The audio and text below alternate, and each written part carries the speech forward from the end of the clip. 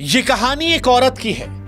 एक ऐसी औरत जो अपनी जिंदगी के आखिरी पड़ाव पर टूटे दिल और थकी हड्डियों के साथ अपने हक की जंग लड़ने निकली।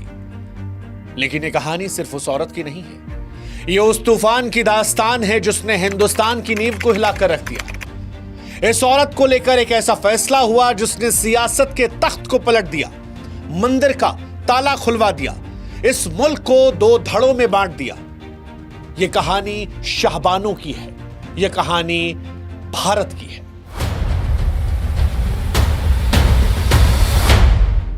शाहबानो बनाम मोहम्मद अहमद खान। 40 साल पहले साल 1985 में एक ऐसा केस आया जिसने राजनीतिक भूचाल ला दिया। ऐसा भूचाल जिसकी लपटें आज भी सुलग रही हैं।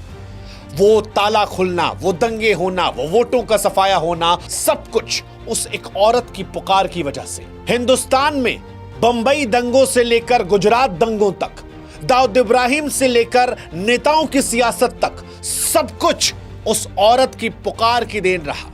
इंदौर की वो 62 साल की विधवा जो 5 बच्चों की मां रही, शाहबानो, उसकी आंसुओं से भरी आंखें, उम्मीद भरे दिल के साथ जब वो देश की सर्वोच्च अदालत में अपने हक की गुहार लगाने पहुंची, तब इस देश को नहीं पता था कि इस देश का भविष्य कैसे उस एक केस की वजह से बदल जाएगा।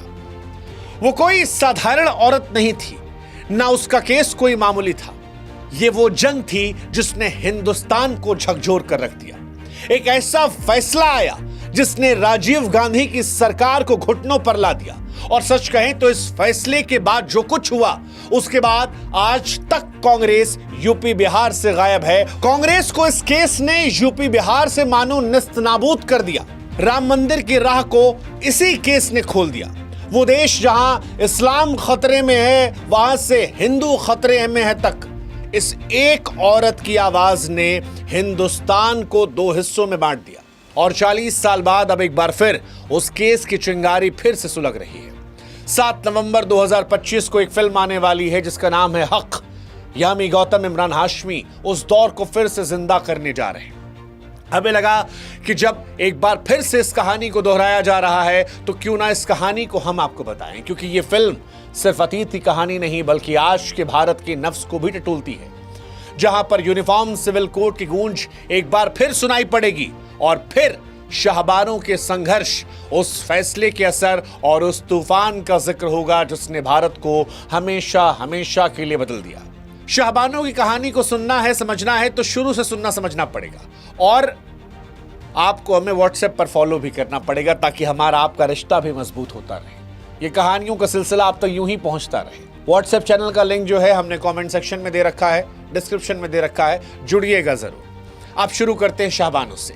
शाहबानो का जन्म साल 1916 को मध्य प्रदेश के इंदौर शहर में हुआ। 16 साल की उम्र में उसकी शादी मोहम्मद अहमद खान से कर दी गई जो एक वकील थे। शाहबानो ने अपनी जिंदगी अपने पति और 5 बच्चों की परवरिश में गुजार दी, लेकिन 1975 में 59 साल की उम्र में उनकी जिंदगी उस वक्त उजड़ गई जब उनके पति ने उन्हें तलाक दे दिया। मोहम्मद अहमद खान ने दूसरी शादी कर ली। शाहबानो को उनके घर से बेदखल कर दिया गया। 5 बच्चों की मां बिना किसी आर्थिक सहारे के सड़क पर आ गई थी। उस दौर में मुस्लिम पर्सनल लॉ के तहत तलाकशुदा महिलाओं को सिर्फ इद्दत की अवधि यानी 3 महीने तक का गुजारा भत्ता मिलता था। मोहम्मद अहमद खान ने शाहबानो को 200 रुपए महीने का गुजारा भत्ता देना शुरू किया, लेकिन साल 1978 में वो भी बंद कर दिया। शाहबानो जो अब 62 साल की हो चुकी थीं, अपने और अपने बच्चों की जीविका के लिए कोई रास्ता ना देखकर इंदौर की मजिस्ट्रेट कोर्ट में गुजारा भत्ता मांगने का केस दायर कर दिया। उन्होंने आपराधिक दंड संहिता सीआरपीसी की धारा 125 के तहत अपने हक की मांग की, जो हर पति को अपनी पत्नी और बच्चों को आर्थिक सहायता देने का आदेश देती है, चाहे वो किसी भी धर्म का हो। और यहीं से शाहबानों की लड़ाई शुरू होती है। शाहबानो केस इंदौर की निचली अदालत से शुरू हुआ और धीरे धीरे ऊपरी अदालतों तक पहुंच गया। साल 1989 में मजिस्ट्रेट कोर्ट ने उनके पक्ष में फैसला सुनाया और मोहम्मद अहमद खान को 25 रुपए महीने का गुजारा भत्ता देने का आदेश दिया, लेकिन ये राशि इतनी कम थी कि उससे शाहबानो गुजारा मुश्किल था। इस फैसले को उन्होंने चुनौती दी और मध्य प्रदेश हाईकोर्ट ने साल 1990 में गुजारा भत्ता बढ़ाकर लगभग 180 रुपए कर दिया। मोहम्मद अहमद खान ने इस फैसले को फिर सुप्रीम कोर्ट में चुनौती दी। उनका तर्क था कि मुस्लिम पर्सनल लॉ के तहत तलाकशुदा पत्नी को सिर्फ इद्दत की अवधि तक गुजारा भत्ता मिलना चाहिए और इसके बाद पति की कोई जिम्मेदारी नहीं रहती।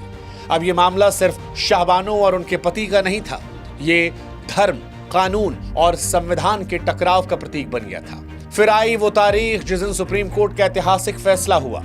23 अप्रैल साल 1985 को सुप्रीम कोर्ट की 5 जजों की बेंच, जिसकी अध्यक्षता मुख्य न्यायाधीश YB चंद्रचूड़ ने की, उन्होंने शाहबानो के पक्ष में फैसला सुना दिया। कोर्ट ने कहा कि सीआरपीसी की धारा 125 सभी भारतीय नागरिकों पर लागू होती है, चाहे धर्म कोई भी हो।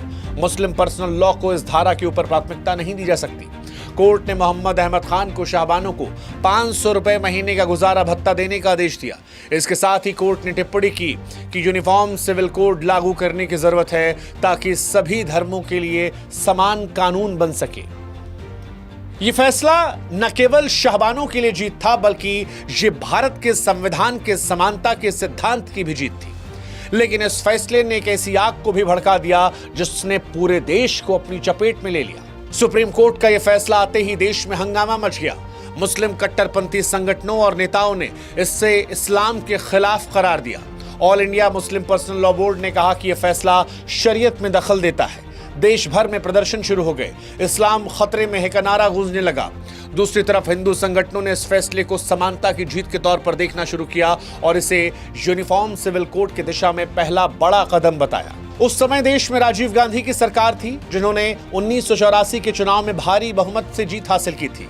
लेकिन शाहबानो केस ने उनकी सरकार को मुश्किल में डाल दिया। मुस्लिम समुदाय के बड़े वर्ग का गुस्सा और वोट बैंक खिसकने का डर कांग्रेस को सताने लगा। राजीव गांधी ने इस दबाव में आकर एक ऐसा कदम उठाया जिसने उनकी सरकार और कांग्रेस की साख को हमेशा के लिए दागदार कर दिया। साल 1986 में कांग्रेस सरकार ने संसद में मुस्लिम महिला अधिनियम पारित किया। इस कानून में सुप्रीम कोर्ट के फैसले को पलट दिया गया और कहा गया कि तलाकशुदा मुस्लिम महिलाओं को सिर्फ इद्दत की अवधि तक ही गुजारा भत्ता मिलेगा। इसके बाद उनकी जिम्मेदारी उनके परिवार या फिर वक्फ बोर्ड की होगी। इस कानून को ही शाहबानो फैसले का उलटफेर माना गया। इस कदम ने न केवल शाहबानो के हक को छीन लिया, बल्कि यह साबित कर दिया कि धर्म आधारित वोट बैंक की सियासत संविधान के ऊपर हावी हो सकती है।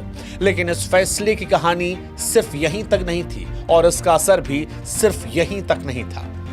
कांग्रेस के इस कदम को हिंदू संगठनों ने मुस्लिम तुष्टीकरण के तौर पर देखना शुरू कर दिया। उस दौर में विश्व हिंदू परिषद और राष्ट्रीय स्वयंसेवक संघ यानी RSS ने इसे हिंदुओं के साथ अन्याय बताया। इस गुस्से ने अयोध्या में राम मंदिर आंदोलन को हवा दी और साल 1986 में ही बाबरी मस्जिद का ताला खोलने का आदेश आ गया, जिसमें कई लोगों ने माना कि शाहबानो मामले में मुस्लिम समुदाय को खुश करने के बाद अब उस दौर की राजीव गांधी सरकार ने हिंदुओं को खुश करने के लिए ये कदम उठाया है। और आज भी उस फैसले को लेकर कई लोग ये चर्चा करते हैं कि अगर उस दौर में ये ताला ना खुला होता तो क्या आज भव्य राम मंदिर होता, क्या देश में दंगे होते, क्या इस देश में हिंदू मुस्लिम की सियासत उस चरम तक पहुंचती जितनी चरम पर शाहबानो केस की बात पहुंची। खैर, राम मंदिर आंदोलन ने धीरे धीरे जोर पकड़ा। साल 1992 में बाबरी मस्जिद का ढहना और उसके बाद हुए दंगों ने इसे चरम पर पहुंचा दिया। हजारों लोग मारे गए। देश में सांप्रदायिक तनाव चरम तक पहुंच गया। शाहबानो केस जो शुरू में एक औरत के हक की लड़ाई थी, अब हिंदुस्तान में हिंदू मुस्लिम टकराव का प्रतीक बन चुका था। शाहबानो केस और उसके बाद के घटनाक्रम ने कांग्रेस की सियासी जमीन को भी खोखला कर दिया। और आपको जानकर हैरानी होगी कि 90 के दशक के बाद से ही कांग्रेस का कोई भी व्यक्ति, ना यूपी ना बिहार, आज तक मुख्यमंत्री नहीं बन पाया। शाहबानो का असर ये था। 1989 के चुनाव में कांग्रेस को जबरदस्त हार मिली। बीजेपी जो उस समय एक बहुत छोटी पार्टी थी, उसने राम मंदिर आंदोलन के दम पर अपनी ताकत बढ़ाई। 1984 में जहां बीजेपी के पास सिर्फ 2 सीटें थी, वो अगले चुनाव में 85 हो गई। शाहबानो केस अप्रत्यक्ष तौर पर बीजेपी के उदय का एक बहुत बड़ा कारण बना। वैसे शाहबानो केस सिर्फ एक औरत की जंग नहीं थी, यह संविधान, धर्म और समानता के सवालों का टकराव था। सुप्रीम कोर्ट के फैसले ने यूनिफॉर्म सिविल कोड की जरूरत को रेखांकित किया था, लेकिन साल 1986 के कानून ने उस दिशा में कदम बढ़ाने की बजाय पीछे हटने का रास्ता चुना। आज 40 साल बाद एक बार फिर देश में यूसीसी की बात जोर पकड़ रही है। बीजेपी ने इसे अपने एजेंडे में शामिल किया है। कई राज्यों में इसके लिए कदम भी उठाए जा रहे हैं। शाहबानो केस आज भी भारत में बहस की चर्चा है कि क्या भारत में सभी धर्मों के लिए एक समान कानून हो सकता है? क्या धर्म और संविधान के बीच संतुलन बनाया जा सकता है? ये सवाल आज भी उतने प्रासंगिक हैं जितने साल 1985 में थे। और इसीलिए जब 7 नवंबर 2025 को रिलीज होने वाली फिल्म हक, जो शाहबानो की जिंदगी को, उनकी कहानी को बड़े पर्दे पर ला रही है, जिसमें यामी गौतम, इमरान हाशमी एक्ट कर रहे हैं, तो फिर यह चर्चा तेज होगी कि शाहबानो ने उस दौर में कैसे सियासत, सामाजिक तनाव और धार्मिक टकराव को दिखाया था, बढ़ाया था, और उसका असर कैसे आज तक हो रहा है। फिल्म का ट्रेलर जो है वो अभी भी चर्चा में है। यामी गौतम इसमें एक किरदार में है जो अपनी जिंदगी की आखिरी सांस तक लड़ने के लिए बात रखती है। इमरान की कहानी क्या है वो पता नहीं। फिल्म कौन डायरेक्ट कर रहा है, कैसे डायरेक्ट कर रहा है, वो सारी बातें बात की है। लेकिन कहानी ये है कि ये फिल्म आज के भारत के लिए एक आईना है, जहां यूसीसी और सांप्रदायिक सौहार्द को लेकर फिर सवाल उठ रहे हैं। सच कहें तो शाहबानो की कहानी सिर्फ एक औरत की जंग नहीं थी। ये भारत के उस दौर की कहानी है जब एक फैसले ने पूरे मुल्क को हिला दिया। ये कहानी संविधान, धर्म, सियासत और समाज के साथ साथ हक और हार के बीच टकराव की है। शाहबानो ने अपने हक के लिए जो आवाज उठाई, उसने न केवल उनकी जिंदगी को प्रभावित किया, बल्कि भारत की सियासत, समाज और इतिहास को भी हमेशा के लिए बदल दिया। ये घटना हमें सोचने पर मजबूर करती है कि क्या हमने शाहबानो के संघर्ष से कुछ सीखा? क्या हम एक ऐसे भारत की तरफ बढ़ रहे जहां हर औरत को उसका हक मिले, चाहे वो किसी धर्म की हो? शाहबानो की चीख आज भी गूंज रही है, और उसकी गूंज हमें याद दिलाती है कि औरत की आवाज कितनी ज्यादा ताकतवर हो सकती है। कैसे एक औरत बुढ़ापे में जो अपने हक के लड़ने गई, वो हिंदुस्तान के भविष्य को हमेशा के लिए बदल सकती है। ये कहानी शाहबानो की सिर्फ नहीं है, ये कहानी हिंदुस्तान की है।